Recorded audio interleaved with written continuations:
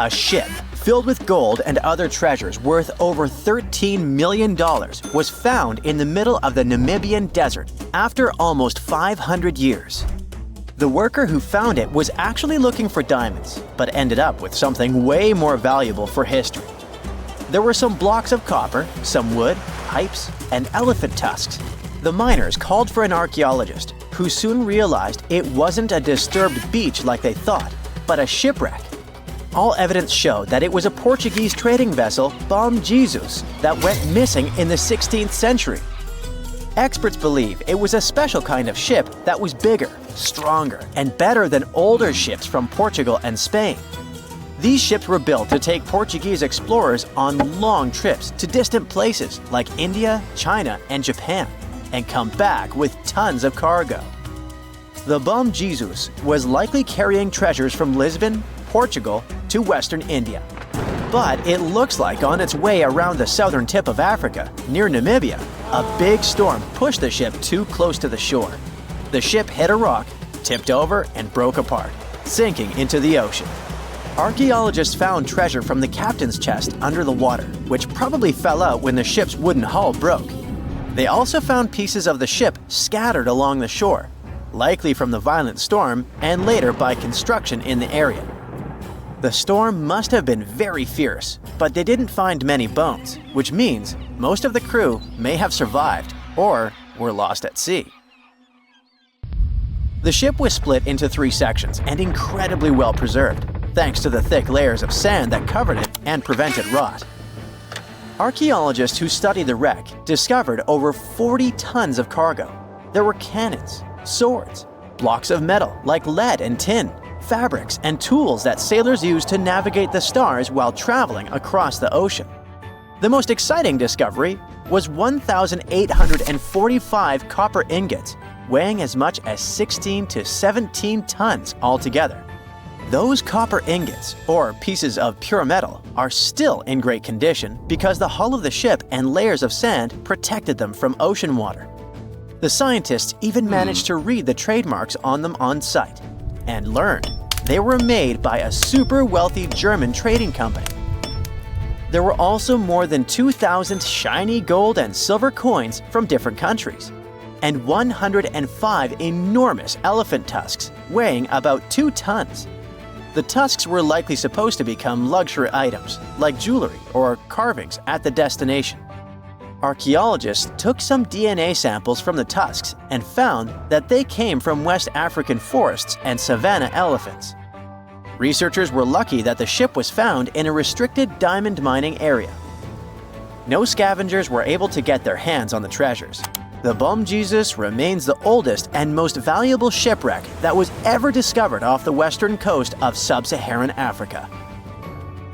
Another shipwreck recently found by accident was buried under a 10-foot-tall sand dune near the Caspian Sea. Some people call it the world's largest lake, and it has water levels that rise and fall over time because of the changes in weather patterns. These changes can move sand and uncover things like this shipwreck and other treasures along the coast. As the dune slowly disappeared, the ship started to show. Before digging it out, scientists worried that waves from the sea might damage the wreck. To protect it, they built a wall using thousands of sandbags to keep the waves away. When the ship was uncovered, they discovered it was a 3-masted, 92-foot-long merchant ship with a strong double hull.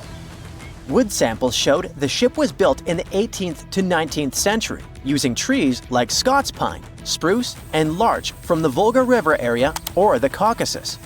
They even found buckwheat and plants from the same region, which were probably traded or used to feed the sailors. It proves that the ship was part of a group of merchant ships that once sailed the Caspian Sea. An amateur fisherman who was 20 feet under the sea off the coast of Turkey noticed some huge metal remains. He had an underwater camera, so he made footage of the discovery and took it to scientists. They immediately started an investigation and learned that it must be a shipwreck from the first decades of the 20th century. It could be one of the Ottoman Empire ships that had an important mission to deliver supplies, but disappeared without a trace. Scientists got permission to study this Black Sea wreck in detail to learn more about its mysteries. They're hoping to find its shipyard documents to find some answers, as the ship itself is in terrible condition and is tricky to work with. Robot submersibles that belong to an oil and gas company noticed hundreds of intact ancient storage jars sitting on the seabed in the eastern Mediterranean. Experts think those jars are 3,300 years old. This makes the find the oldest shipwreck from the deep sea. The jugs were probably used to store oil or other agricultural products like fruit. This proves that the people who made them organized maritime trade and had incredible navigational skills. It looks like the ancient mariners managed to traverse the Mediterranean Sea without a line of sight to any coast. All they could see was the horizon, so they must have used the sun and other stars to find their way. Off the coast of Sicily, under 20 feet of sand and rock, archaeologists found a shipwreck so old that they aren't even sure what materials were used to build it. They think the ship is from the 5th or 6th century BCE, which means it's over 2,500 years old. This ancient ship wasn't alone. Researchers also found 2 iron anchors shaped like an upside-down T from around the 7th century of the Common Era, and 4 stone anchors from prehistoric times nearby. One of the stone anchors was broken and may have had wooden pieces attached to help it hold on to the seafloor. They figured out that the ship itself was built using the on-shell technique. The wooden planks of the ship were connected so tightly that they could support the ship on their own, with extra beams added just to make it stronger. Sadly, the ship's wooden hull is very fragile now because tiny sea creatures that eat wood have damaged it over the years. Scientists are being extra careful as they study it to make sure it doesn't fall apart. This discovery is such a big deal because it was built during a time when Sicily was super important for trade. Back then, the Greeks and Punics were trying to take control of the seas long before Rome became the ruler of the Mediterranean. By studying this ship, scientists hope to learn more about how people traveled and traded in those ancient times. One more shipwreck, this time off the coast of Kenya. Could be from Vasco da Gama's final voyage. This Portuguese explorer was the first European to reach India by sea around the Cape of Good Hope. Local fishermen discovered the shipwreck in question in 2013. When an underwater archaeologist came to check it out, he found some treasures at the spot: elephant tusks and valuable copper ingots. If this find really has to do with Vasco da Gama, then it must be from the 16th century. It was the year of his 3rd and final voyage to India. Da Gama led a huge fleet of 20 ships, one of which was the São Jorge. Most of the ship is hidden under layers of coral, and a whole team of scientists are carefully digging trenches to find parts of the ship's wooden frame and hull. A Portuguese archaeologist just discovered a bunch of sunken ships filled with gold, including a Spanish galleon with 22 tons of gold and silver. This much gold today is worth about $2 billion, and this is the money from one ship alone. Archaeologist Alexandre Monteiro made this discovery almost by accident. He was studying some documents when he found some information about a ship that went missing in 1615, and he decided he wanted to find it. After many years, Alexandre found not just this specific ship, he actually discovered 8,620 shipwrecks in the waters of Portugal alone. Out of this number, 250 are gold-filled shipwrecks, a discovery that would make any Jack Sparrow shake in his boots. Most of these ships went down for boring reasons like the weather, but sometimes they were destroyed in battles, which may or may not have been super epic. They were carrying gold and other treasures from the New World to Europe, and of course, everyone wanted a share. Alexandre had been studying historical shipwrecks for 30 years now, so he has discovered many ships that went down in somewhat glorious ways. In 1816, for example, a ship of one of the richest men in Portugal sank in Australia. with an insane amount of 66,000 silver coins. This was the first ship from Portugal to ever plunge in the waters of Australia. The bad news is that these ancient sunken vessels, filled with riches and epic stories, are not so easy to reach. They're deep down in the ocean and covered by sand. You could still try, but that would be stealing part of a country's history. And you wouldn't want to be that person, would you? Naturally, Portugal was not the only country that explored the seas back then. The coast of Europe is packed with sunken ships filled with gold. In fact, there are about 1 million historical shipwrecks underwater right now, and the treasures abandoned under the sea might be worth around $60 billion. It's an insane amount of money, but let me tell you that these gold-filled sunken ships aren't really worth the hassle. There are many stories of maritime treasure discoveries that turned into insane lawsuits and even long jail time. Our first story starts in 1746, when a violent storm crashed a ship called Prince de Conti near an island in Brittany. The ship was filled with tea, ceramics, and 100 gold ingots. Of course, the owners of the ship tried to save the loot, but if it's not easy now, imagine how it was back in the 18th century. It took more than 200 years for the vessel to be found. It finally happened in 1975, when a group of French men discovered it and decided to take pretty much every valuable thing they could find. Now, I said these things were not worth the trouble for a reason. In France, if you find anything that can be historical, you must declare it to the local authorities within 48 hours. Fail to comply, and you will be committing something known as a crime. To be fair, our French friends here did declare their findings, but only the corroded cannons from the ship. And the gold? Well, they sold it. Obviously, because each gold bar is worth between $125,000 to $231,000.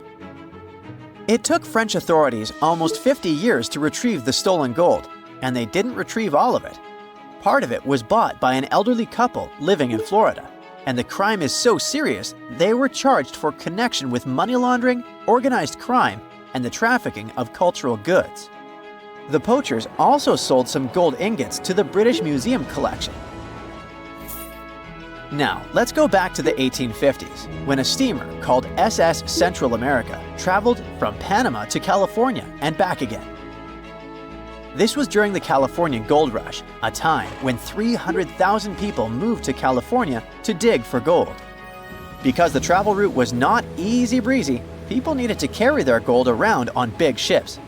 This is where our friend SS Central America comes in. In 1857, the ship had 578 people on board and about 10 tons of gold. Very few survived, and around $100 to $150 million in gold went down with the ship. All of this explains why in 1988, a group of investors from Columbus decided to finance a research project to find this ship. The research was led by a guy named Tommy Thompson. Tommy was really crazy about the idea of finding this sunken ship filled with gold. It took him years to find the exact location of the SS Central America, especially because the ship was 7,500 feet beneath the surface of the Atlantic Ocean, and retrieving it required a lot of fancy tech. A group of 161 investors paid for his adventure, but it goes without saying that they were not doing this out of love from their hearts. They invested $12.5 million in this project because they were expecting to earn at least 10 times more. But since life is not all sunshine and rainbows, 39 insurance companies sued the research team as soon as they retrieved the gold. Back when the ship was up and running, these companies insured the cargo of the SS Central America, and when the cargo was finally retrieved, more than 100 years later, they wanted to be compensated.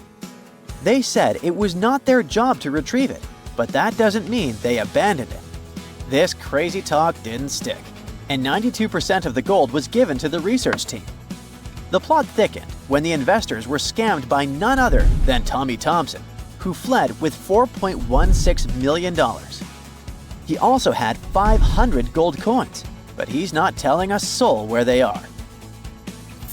Nonsense like this is the reason why most countries have rules to protect cultural properties. And yes, sometimes shipwrecks can be a cultural property. Obviously, there are many maritime treasure discoveries that happen without breaking any laws. The SS City of Cairo, for example, was a steamship that submerged in 1929 with 2,000 boxes of silver coins weighing 122 tons. A company called Deep Ocean Search retrieved the coins from a depth of 17,000 feet, which is 4,500 feet lower than the Titanic.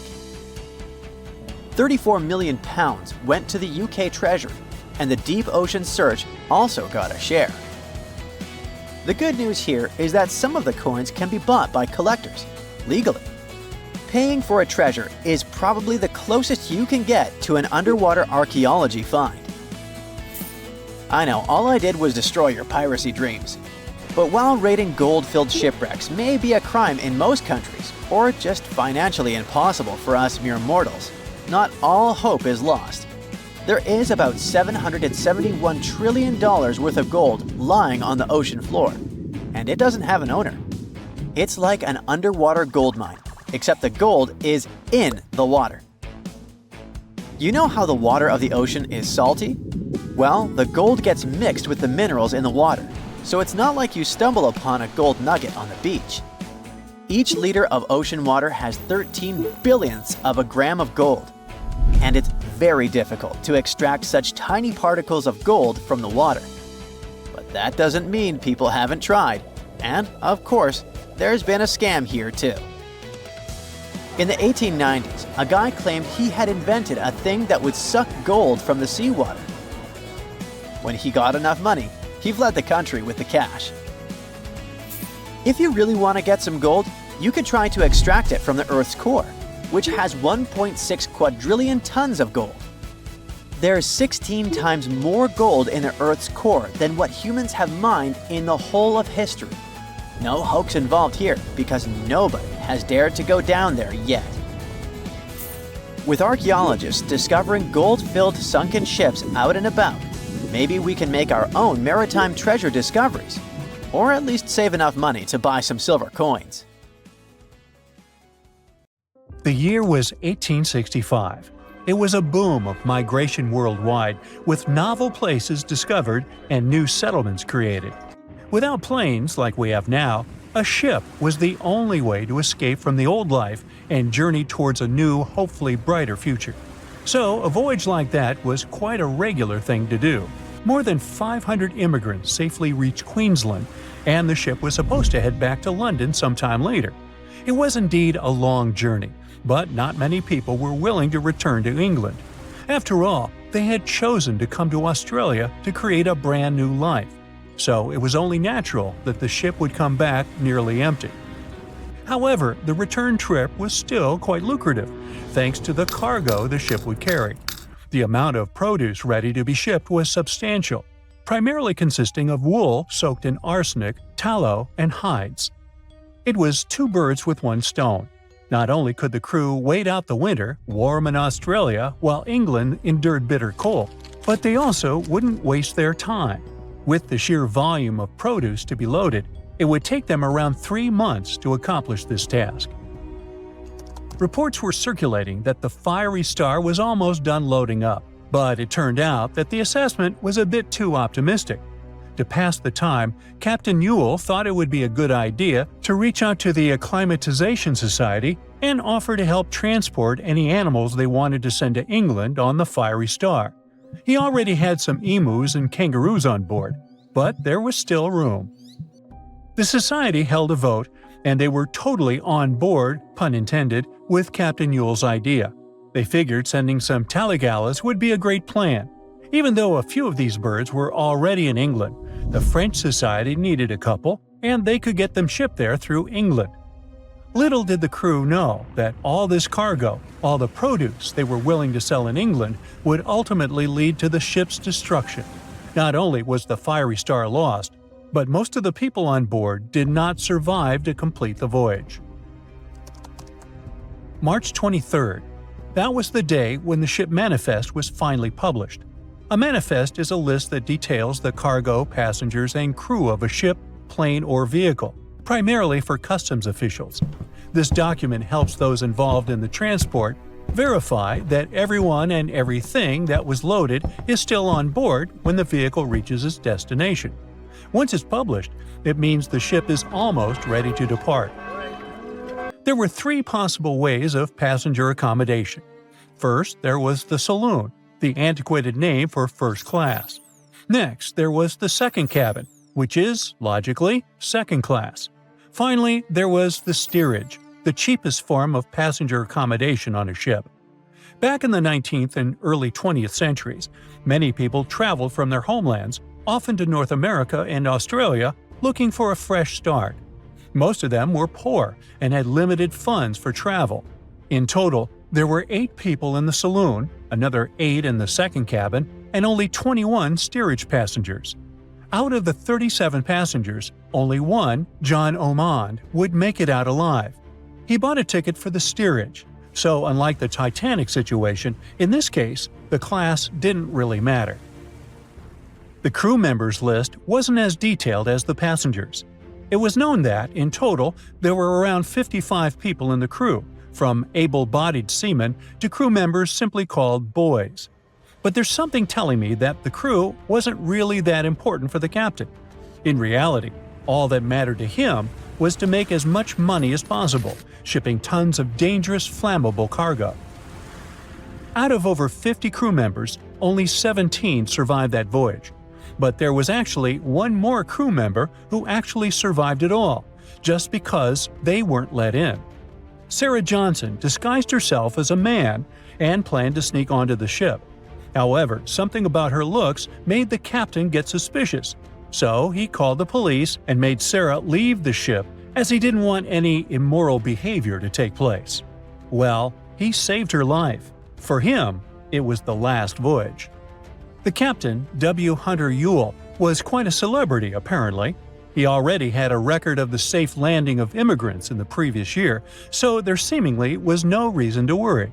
The trip promised to be safe. Clipper Fiery Star left Moreton Bay bound for London. The passengers took their places. The cargo had already been loaded.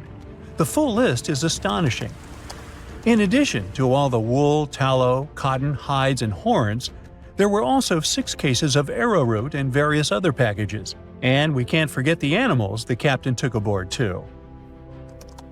The Fiery Star was far away, yet still observable to the east as it headed toward the Pacific Ocean.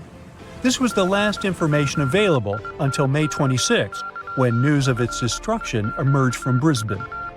Chief Officer William Sargent's log reveals that the Fiery Star took 12 days to reach the southern tip of New Zealand, passing on April 11, 1865. The trip was going well until heavy seas ruined 2 longboats on April 17. On this day, a strong odor of smoke alerted the captain. When he checked, he found the lower hold completely filled with smoke from a fire fueled by the ship's flammable cargo.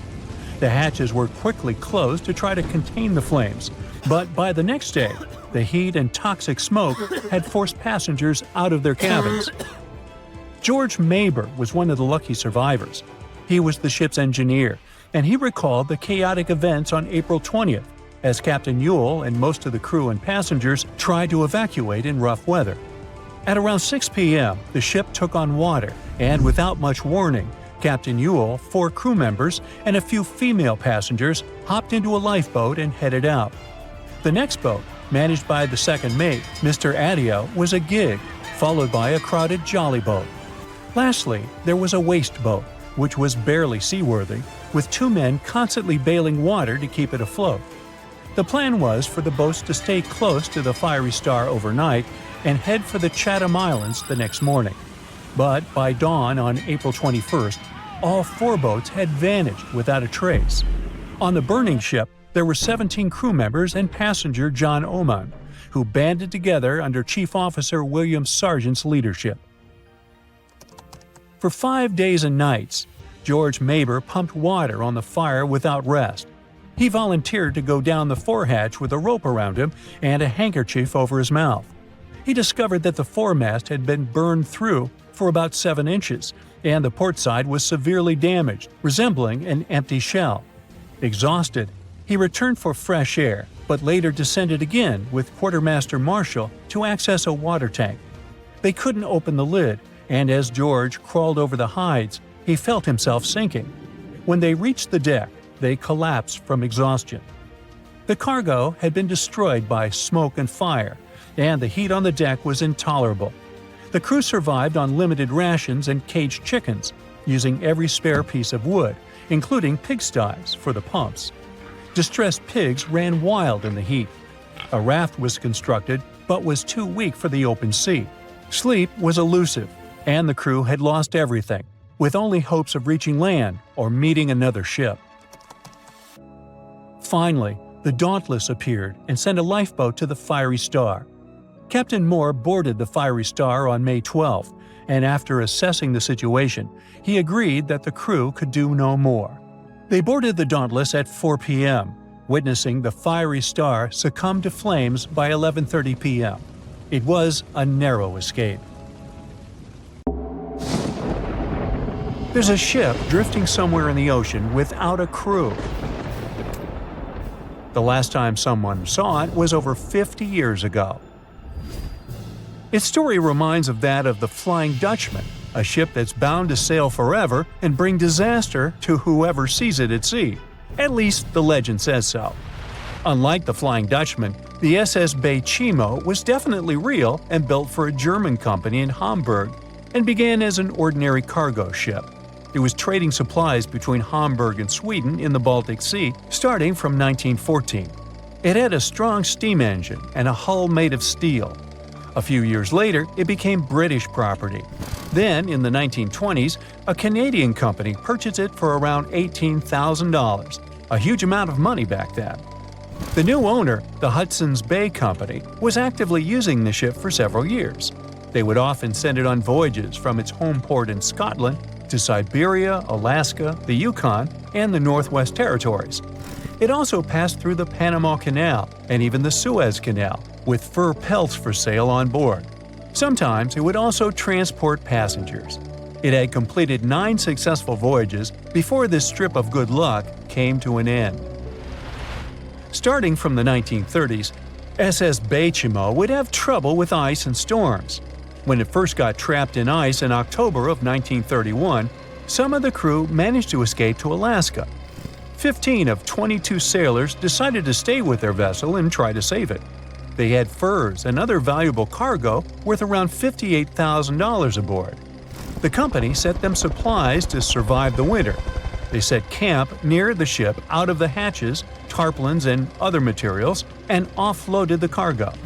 At the end of November, a blizzard rushed through the area, and it seemed like it had taken the ship with it. The ice platform had survived, but the ship broke free. Some of the crew members were sure it had sunk.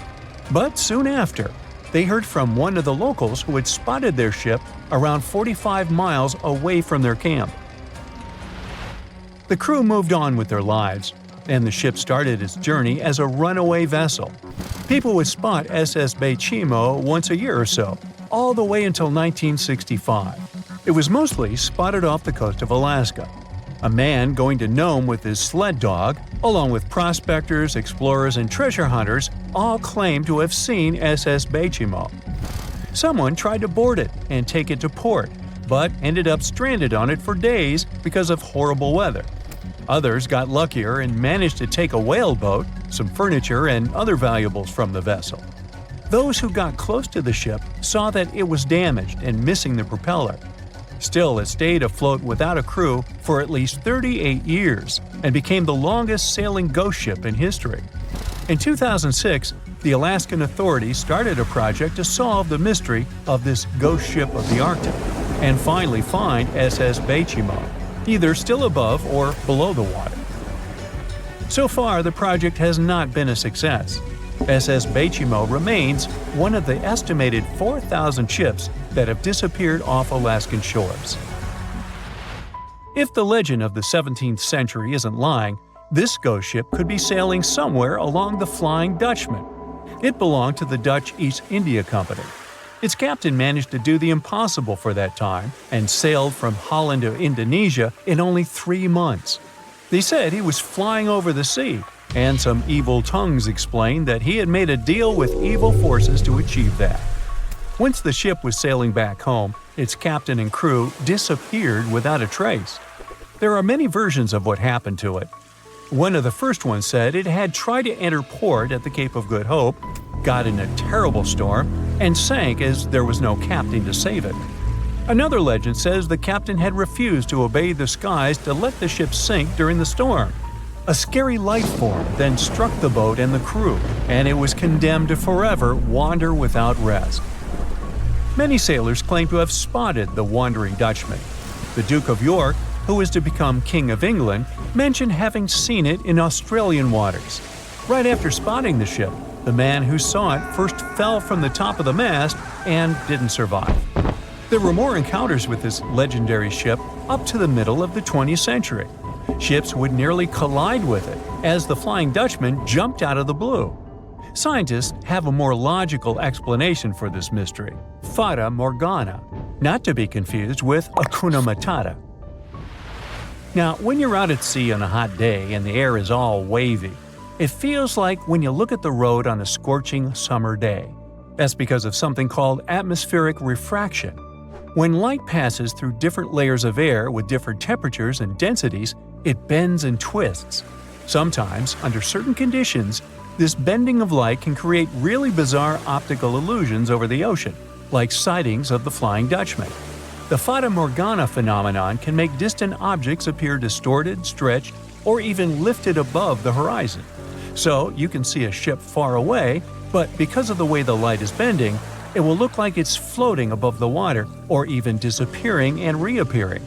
A Fata Morgana is most commonly seen in polar regions, especially over large sheets of ice that have a uniform low temperature.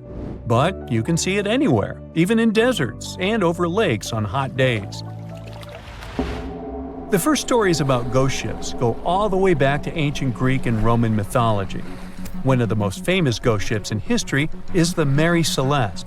This brigantine was traveling from New York City to Genoa and was fully stocked with provisions, but missing a crew when it was discovered in the Atlantic Ocean in 1872. The crew's personal belongings were also there, completely undisturbed. The final entry in their log was made 10 days earlier. We still don't know what happened to its crew, and the ship has inspired many spooky stories and legends. The Lady Lovibond was another legendary schooner that is believed to have been wrecked off the coast of Kent in the middle of the 18th century. The story tells that the ship's captain, Simon Reed, had just got married and took his bride on board for a celebratory cruise, despite the superstition that it could bring bad luck. They were on their way to Portugal when the first mate, who is also in love with the captain's new wife, went mad because of jealousy, attacked another crew member, and then took over the wheel and steered the ship straight into the dreaded Goodwin Sands. No one aboard survived, and the schooner is said to reappear as a ghost vessel every 50 years. In present times, many vessels become abandoned and turned into ghost ships intentionally. There are thousands of them floating in U.S. rivers, lakes, channels, and coastal waters. Some people lose their boats in storms and other extreme weather. Others have to abandon their boats because maintaining them can cost 10% of the boat's price. Plus, docking a vessel can add up to several $1,000s every year. Most boats have been made of fiberglass, so an owner can't just recycle them as scrap metal. So, once they want to get rid of it, they often tie it to a dock and sneak away, or leave it floating far away from the shore, or just try to sink it. When ghost ships sink in shallow waters, they can cause damage to coral reefs, mangroves, marshlands, oyster habitats, and wetlands. Plus, they can collide with unsuspecting regular ships and cause real trouble. So, don't do that. Enough said. What is a boat doing in the middle of a desert? You would expect to find a seagoing vessel closer to shore. This is the question archaeologists have been asking for decades. In 1988, there was a storm near one of the most important archaeological sites in ancient Egypt. A wooden structure emerged from the sand. It was hollowed out by termites.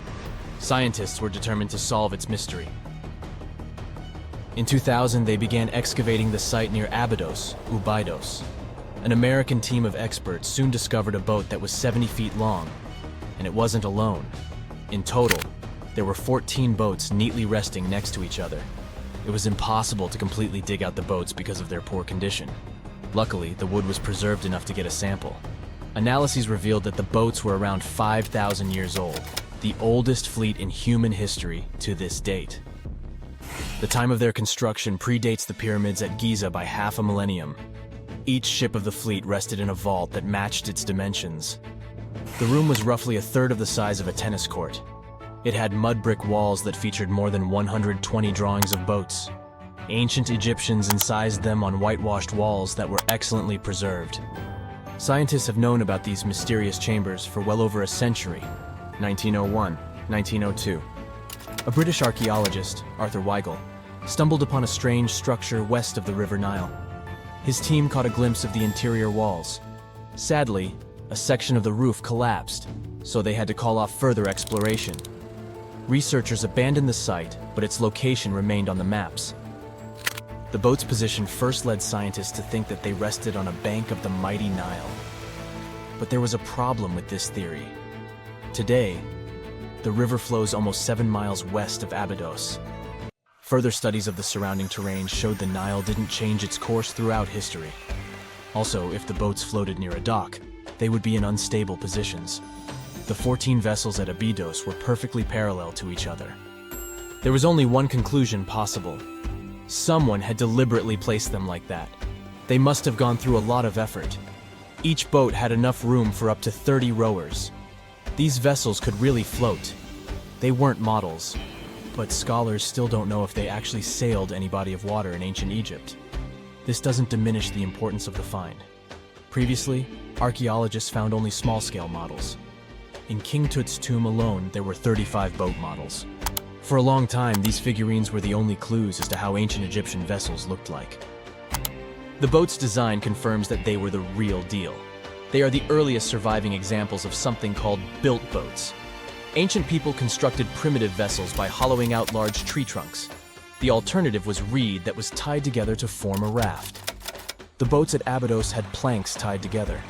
This was a major breakthrough in shipbuilding. During their lifetime, the boats must have seemed impressive. Timber was a valuable commodity at the time. There was no wood in the desert. Cedar had to be imported from Lebanon. The only person who could afford such luxury was the pharaoh. Studying the area around the ancient fleet provided more answers. Scientists discovered a mud brick structure where Egyptians worshipped the pharaoh.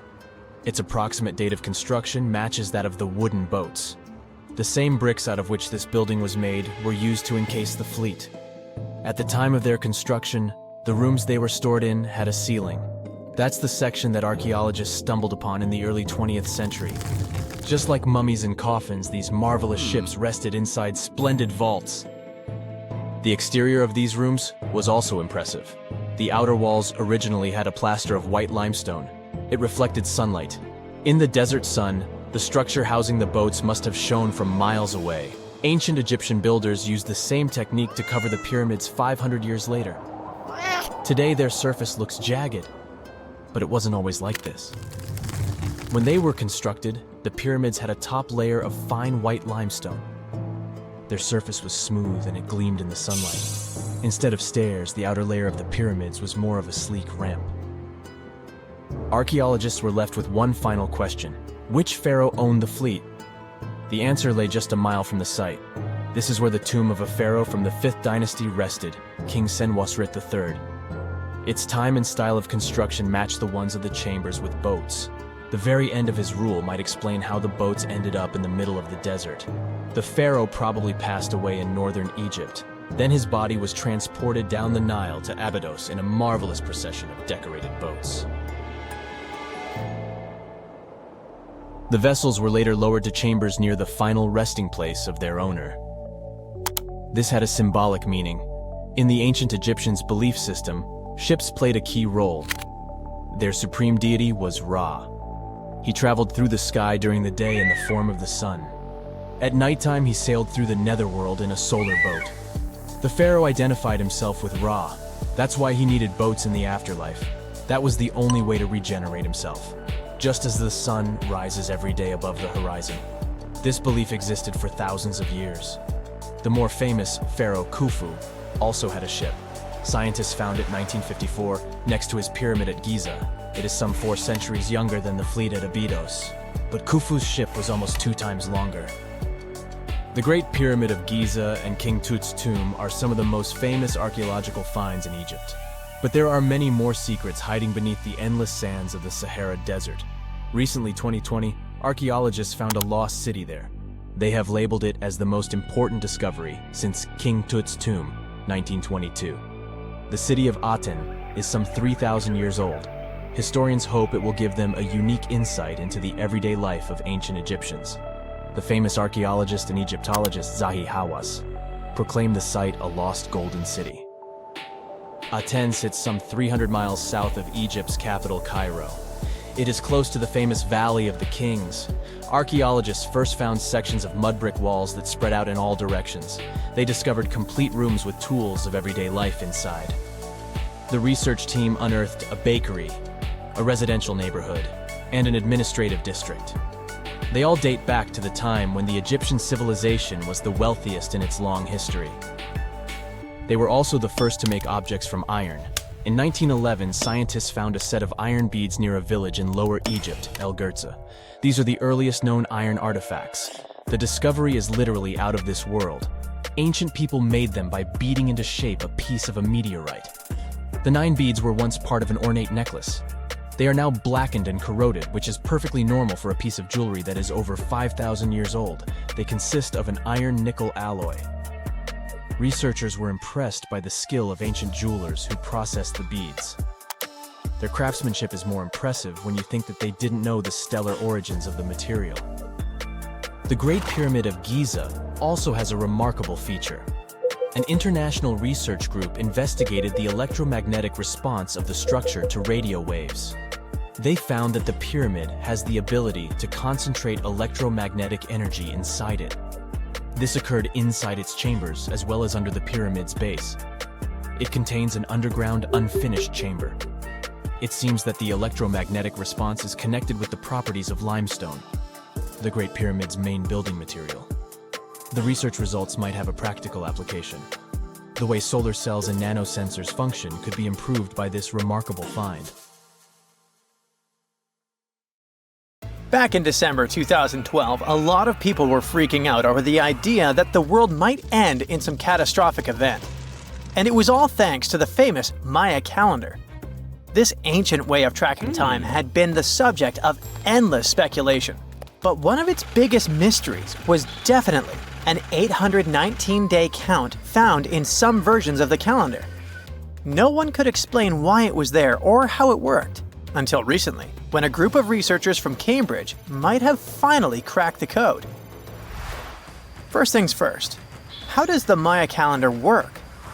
So the system the Maya civilization used to track days was based on something we now call the calendar round. Think of it like 3 interlocking gears. These are 3 cycles working together. The first is a 365-day solar year, known as Hab. The second is a cycle of 20 names. And the third is a cycle of 13 numbers, which forms a 260-day sacred calendar, called Sulkin. Just like we'd say something like December 25th, 2025, they named their days based on how these 3 cycles lined up. For example, here we have the day 3 Manik and the 14th of the month Hop. It takes 52 years for the 3 cycles to align in the same way again. After that, the days start repeating. But this is where things start to get more complicated and mysterious. On some Mayan monuments, we have also found enigmatic inscriptions pointing to the existence of another cycle, the 819-day count. There are about 20 examples of these inscriptions, mostly found in places like Palenque and Yaxchilan in Mexico. So it didn't seem random at all, and this calendar must have been hiding a big secret. Early research showed that the 819-day cycle was represented by one of 4 colors and the cardinal directions associated with them. Black was tied to the west, red to the east, white to the north, and yellow to the south. Researchers also discovered that this period of time could be broken down into 3 smaller cycles: one of 9 days, one of 7 days, and one of 13 days. Multiply them together, and you'd get 819 days. Pretty cool, but why did they do that?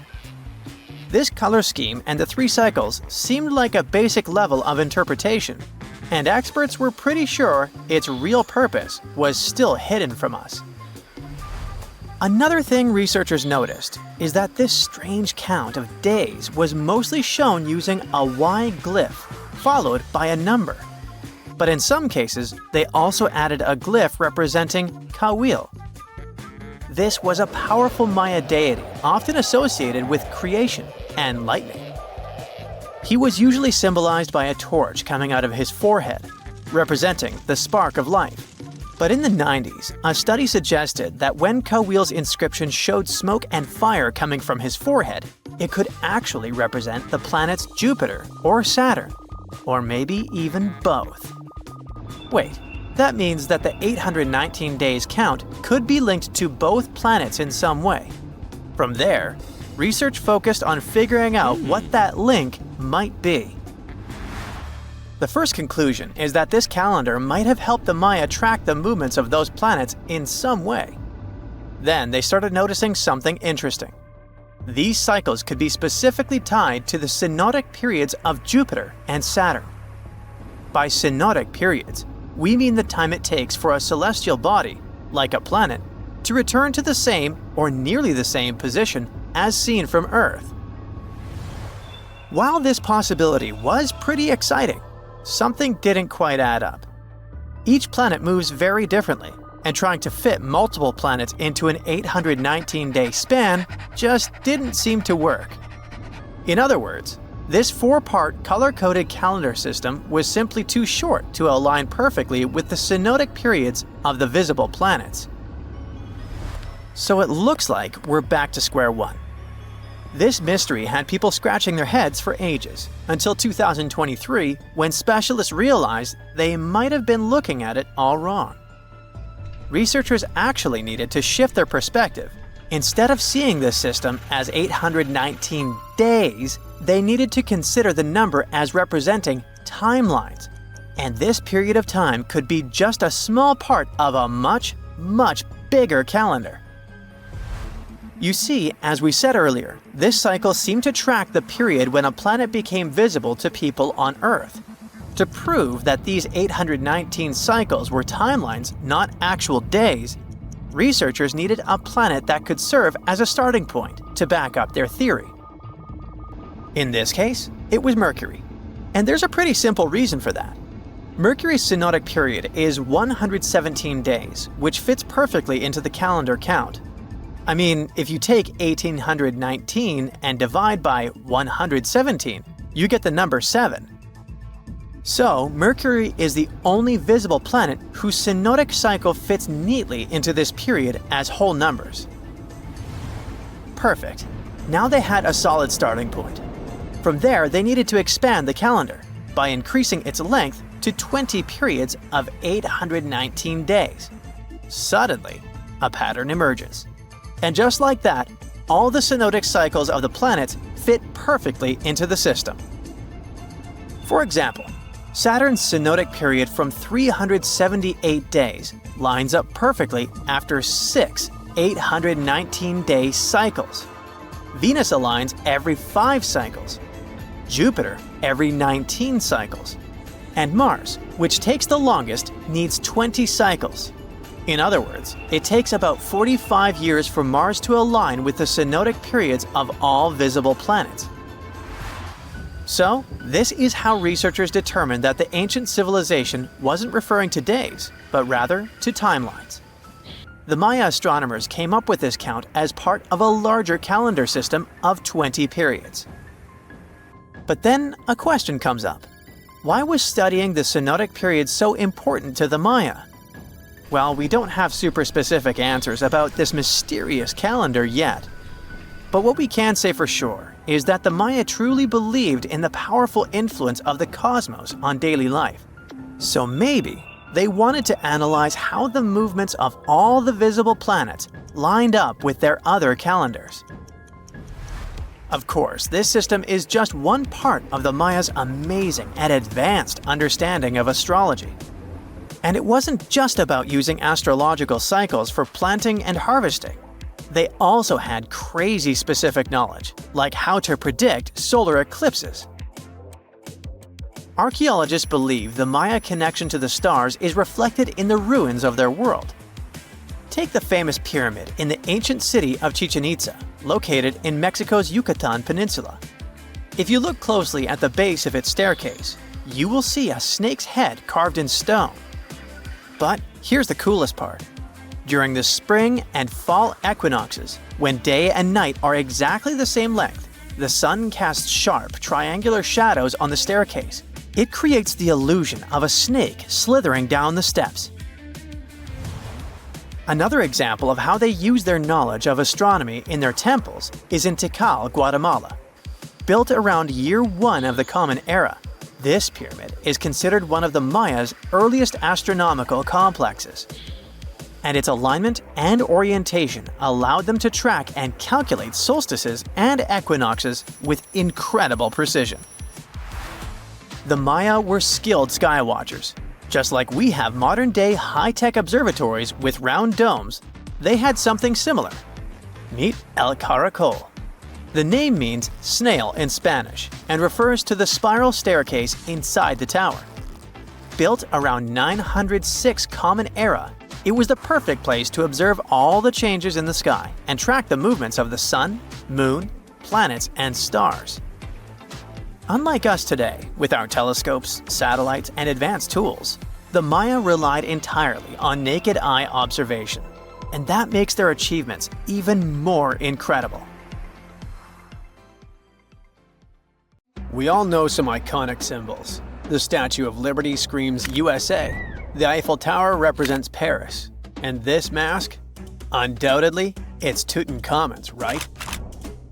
Sometimes it feels like historians have squeezed every last drop out of the King Tut story. But guess what? The most obvious details often slip right under our noses.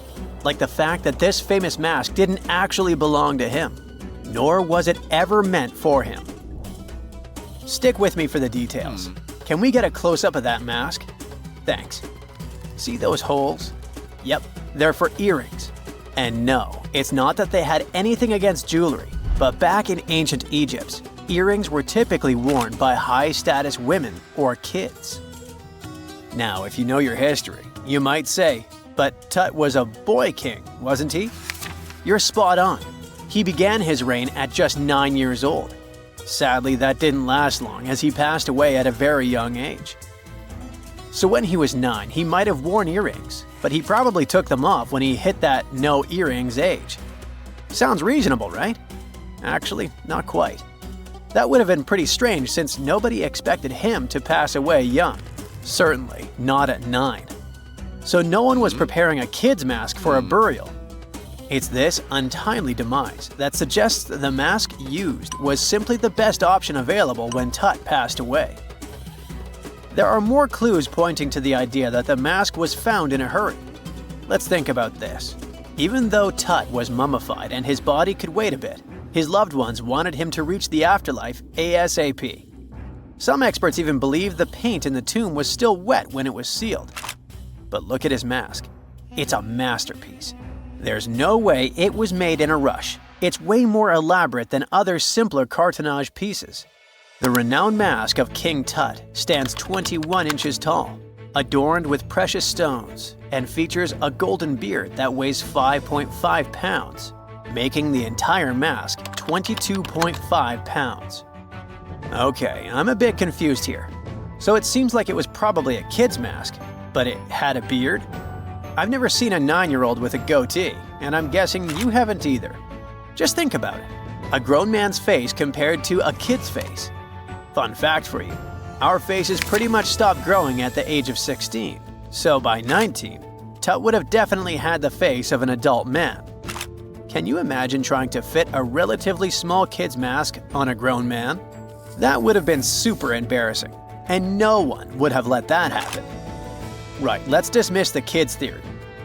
Now, the second option, if you remember, is that the mask could have originally belonged to a woman. This is where the beard theory comes into play. Some researchers believe the beard might have been added later on. Here's another twist. What if the mask was actually made for Nefertiti herself, who ended up maskless? In this case, there are two discoveries. Two birds with one stone. For now, it sounds like a conspiracy theory, I know. But let's give it a shot and delve deeper into the details. So, Tut passed away in around 1323 BCE, probably due to malaria. He had other health issues too, like when he broke his leg, and records suggest he wasn't in the best shape. As for Nefertiti, we have no solid data about her demise. Plus, nobody knows exactly when or where she was buried. The supposed year when she passed away is around 1330 BCE, but she could have lived longer, and the mask was intended and prepared for her. Or maybe they just took her mask right from the burial chamber. After all, they were family. Well, sort of. She was said to be his stepmom, having been married to Akhenaten, who was likely Tut's father. But this is not 100% accurate. Some scientists doubt it.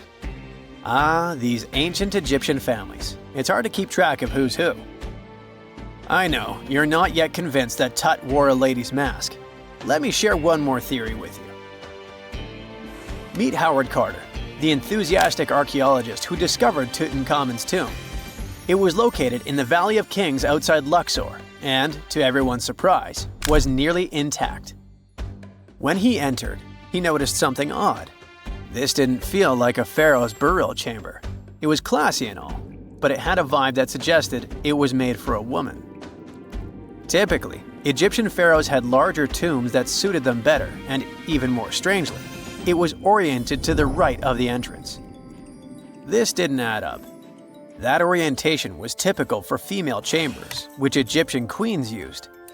Another red flag was that the chamber appeared to have been built in stages, and all the artifacts, around 2,000 of them, seemed hastily placed there. Even more curious, they looked like they were meant for other royals.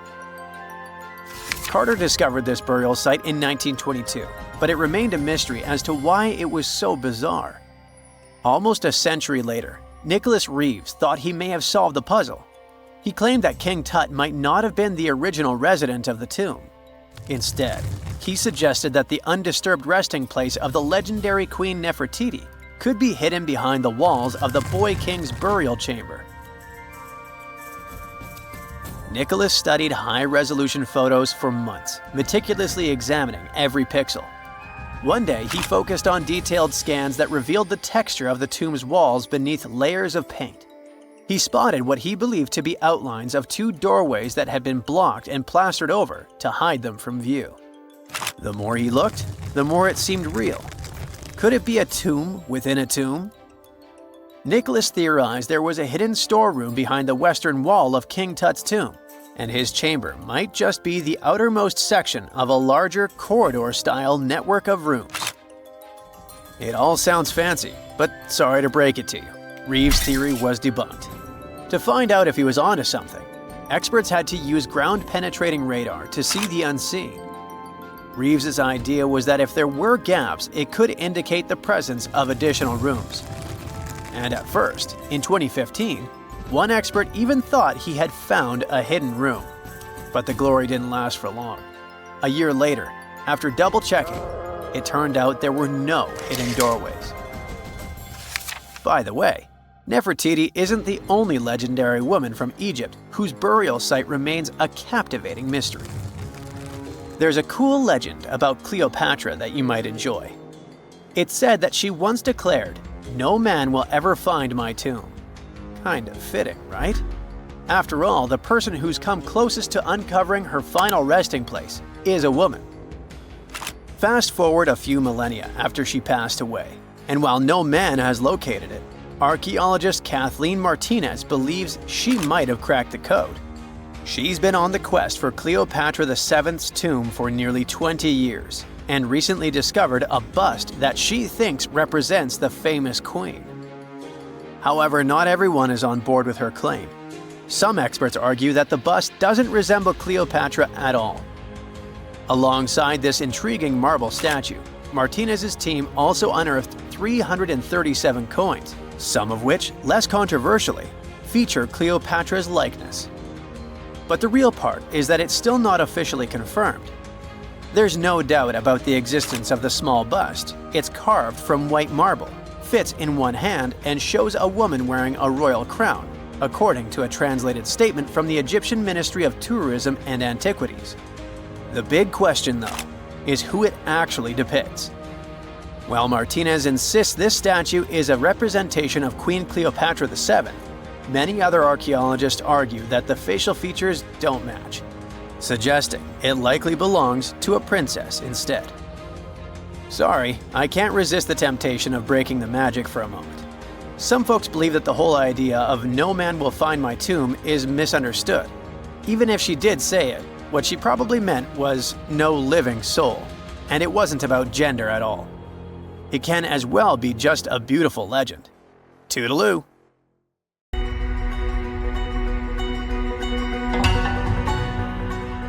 Take a look at these stones. They seem ordinary at first glance, just ancient slabs, ruins of some buildings. However, unlike many other archaeological finds, this one is among the most mysterious and unique. Here's why. These stones are the remains of a large temple complex called Puma Punku, located in Bolivia. Scientists aren't certain, but it's likely that Puma Punku was built by the Tiahuanaco Empire, which existed between 300 and 1000 CE, before the Inca Empire. There is no information suggesting that this civilization had advanced building technologies. Moreover, they might not have even had a writing system. Every stone was carved and polished with astonishing precision. They fit together perfectly, like pieces of a puzzle. The craft is so refined that not even a razor blade can pass between the stones. Quite impressive for people who lived around 1500 years ago. And these stones are heavy. The largest ones weighed around 130 tons. So, how did the builders transport such weight from one place to another? Scientists suggest that this civilization did not know about the invention of the wheel. So, how did they manage to build such a perfect engineering structure? Did Tiahuanaco have the knowledge and tools for stonework? Or did someone else build Puma Punku? There are several theories about this. Theory 1. There was some advanced civilization that came to South America, interacted with Tiahuanaco, built this engineering marvel, and then left. Theory 2. Some beings from another planet came to Earth, showed humans how to build perfect structures, and created Puma Punku. This theory is dubious. Another idea from this series suggests that Puma Punku was built by mythological creatures from the South American culture at that time. Theory 3, the most likely one. There is no mystery here.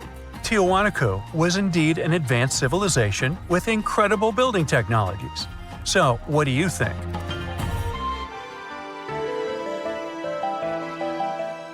Okay, we've seen some pretty rectangular stones used for building a temple.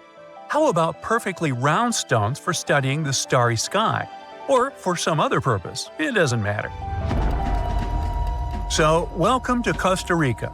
In the south of this country lies the so-called decaspheres.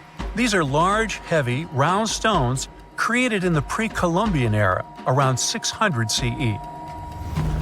Now, each stone is made from a unique type of rock formed from cooled magma. In other words, someone waited for a volcanic eruption to end and for all the magma to cool, and then took all this material and carved these spheres from it. But how did they achieve such a perfect shape? Scientists suggest that people use small stones to grind and carve the cooled magma. Some specialists think that the stones were made for navigation.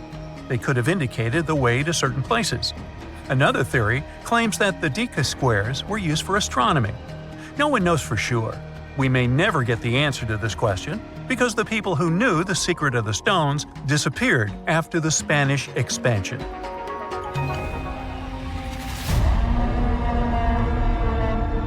So, let's continue our journey. See these cobblestones? Archaeologists still don't know why they're arranged along a long stretch of desert crossing Jordan and Israel.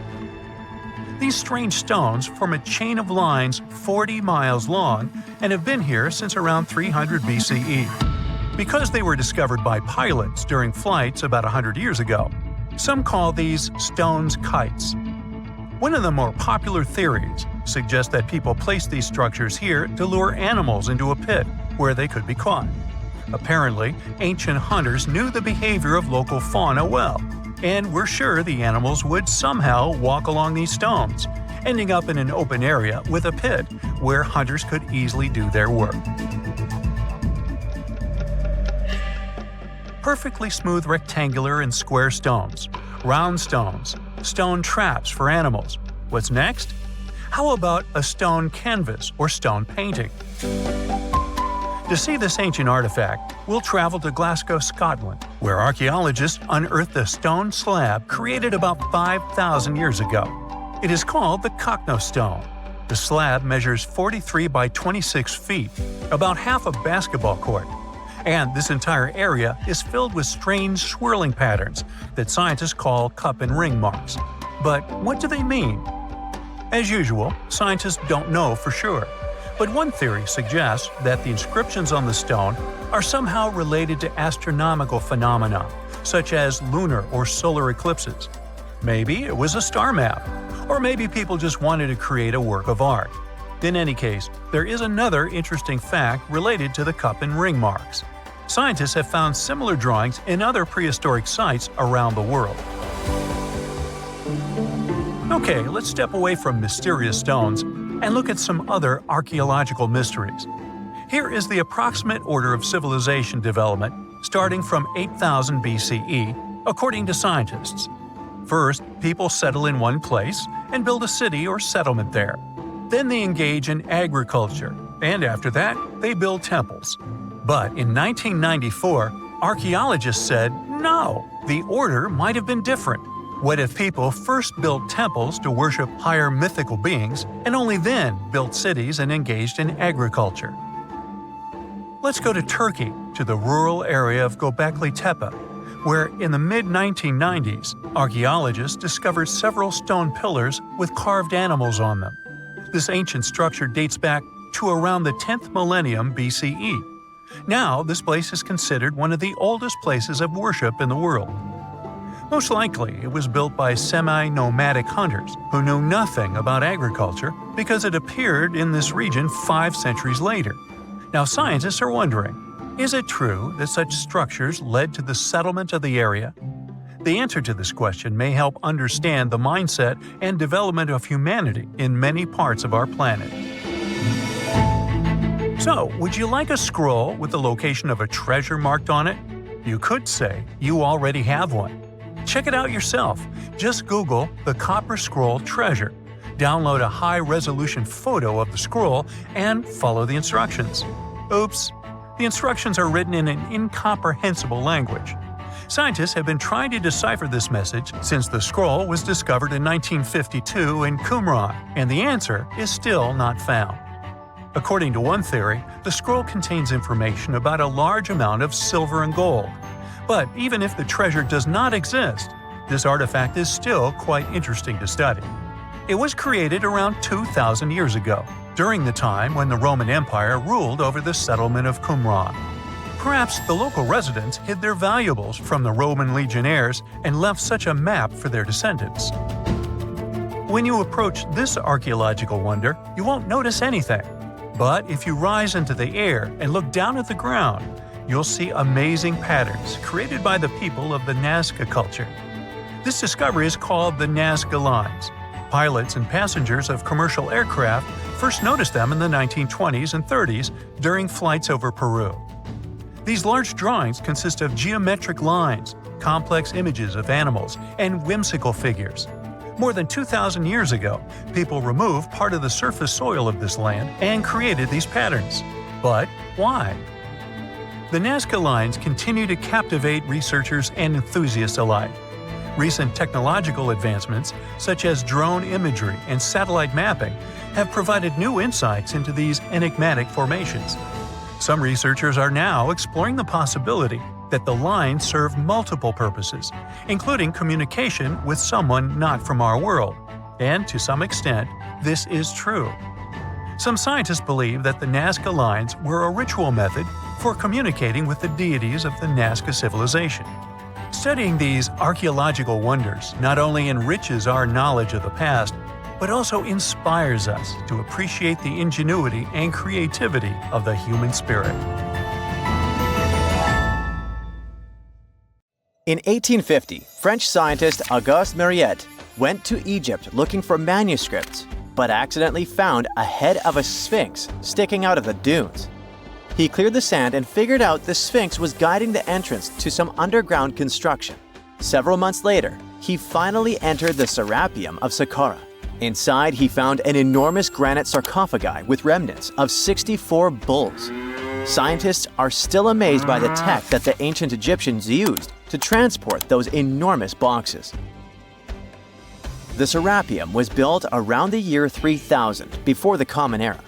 It was an underground tomb built to honor the sacred Apis bulls of ancient Egypt. It had a long hallway, almost 500 feet long, with giant stone rooms on both sides. Some of the sarcophagi weighed as much as 50 average cars, and all of them were made with super precision, with exact 90-degree angles. These sarcophagi were beautifully decorated with hieroglyphs and carvings that told stories about the lives and importance of the Apis bulls.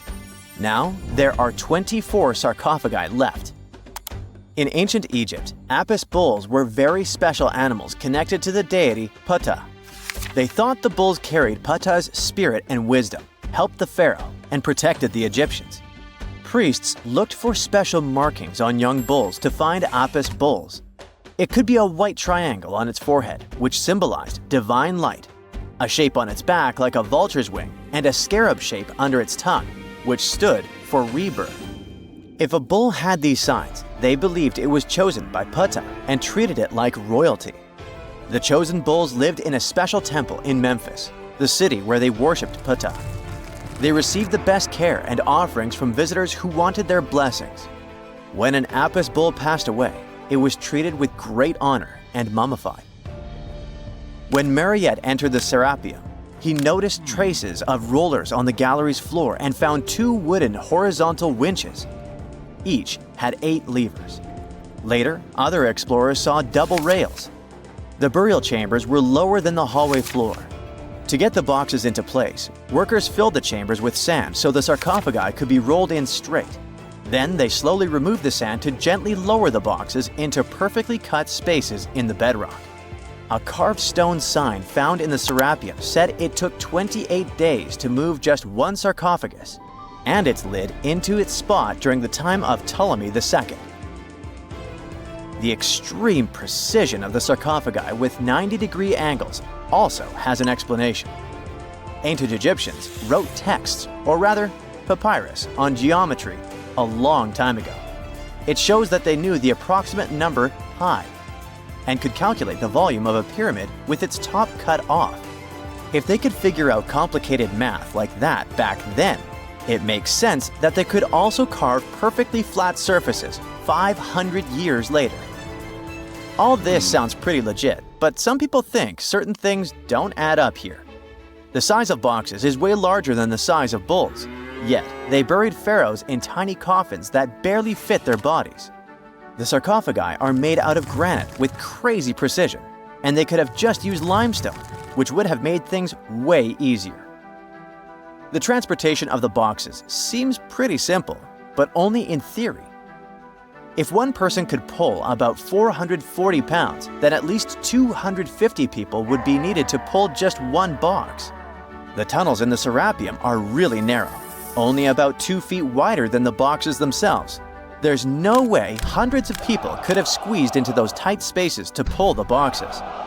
And even if they did, how would they turn the box in the cramped corridor, lower it into its niche, and place it perfectly in the middle?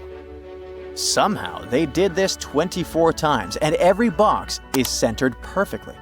Plus, the chambers were dusty and there were no signs of soot from lamps. This means they must have worked in almost complete darkness.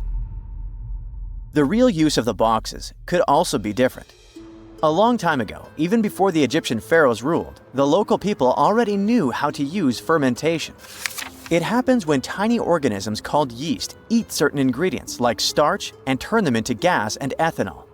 So someone in ancient Egypt probably put food like barley, bread, and even meat inside a giant stone box, then closed it tight with a heavy lid. These stone boxes, carved from granite, were so precisely made that they were almost completely sealed, so nothing could escape from it. As the yeast inside the box started working, it created more and more CO2 gas. It built up pressure inside the box. The granite boxes were incredibly strong. They could handle more pressure than a car tire can hold. When granite was squeezed under such pressure, its crystals produced a tiny electric charge. This effect was possible because granite contains quartz, a material that reacts to pressure this way. The process also needed meat or animal parts, possibly to help the yeast grow better. Meat contains something called oleic acid, which yeast needs to keep growing and to survive the bad effects of the ethanol it produces. As the pressure inside the box kept growing, the combination of gases and electricity made these boxes not just ancient fridges, but powerful energy systems. Over time, the pressure inside got so strong that it could push the lid open and the gas would escape with a pop. But when people rediscovered the Serapeum in 1850, they found old drawings that showed piles of stones stacked on top of some of the box lids. So, someone long ago probably tried to make the lids even heavier by adding extra weight to make it harder for the gas pressure to push them open. This extra weight also meant the quartz crystals in the granite could keep creating more electricity under all that pressure. If someone opened one of these stone boxes thousands of years later, they would only find bones from bulls that were placed in the box. And that's exactly what Mariette discovered in the 1850s. They opened the Serapeum for visitors soon after the first excavations in the second half of the 19th century. Prince of Wales even had a luncheon with his guests in one of the sarcophagi. Sands and earthquakes made the site inaccessible for a while, but now you can visit it again and try to solve the mystery yourself. With new tech, we could have answers to many other historical mysteries soon. A team of scientists at Chicago's Field Museum of Natural History recently used a special CT scanner to learn more about ancient Egyptian mummies without unwrapping them. They gently rolled 26 mummies on custom carts out to the parking lot, where the scanner was waiting. It took thousands of detailed X-ray pictures of each mummy and their coffins. When all the pictures were put together, they created 3D images that showed what was inside, the skeletons, and some artifacts. The scientists hope these images will help them understand ancient Egyptian burial practices from over 3,000 years ago.